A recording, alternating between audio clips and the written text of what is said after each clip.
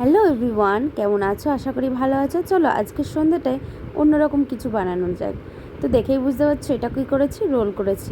তো দেখো, যে কাজগুলো আমাদের মনে হয় এক চুটকিতে, মানে আমাদের মনে হয় না, অনেকে যারা বলে এক চুটকিতেই সব কাজ হয়ে যায়, তো তেমনই চুটকি মেরে মেরে আমি সমস্ত কাজ করে নিচ্ছি। দেখতেই পাচ্ছ, প্রথমে ময়দার ডোটা করে নিলাম, তারপর নেচি করে নিলাম, বেলেও নিলাম, তারপর ভেজেও নিলাম, চা দিয়েও খাওয়া হয়ে গেল।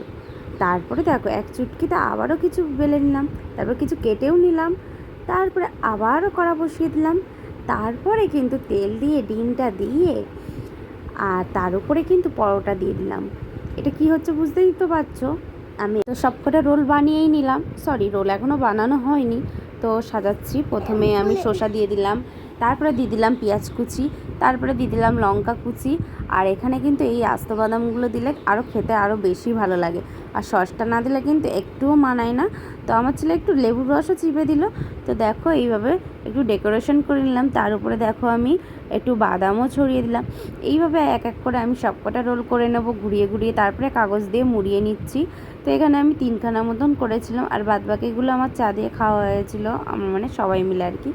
তো যাই হোক, এই ছিল আমাদের সন্ধ্যার খাবারটা।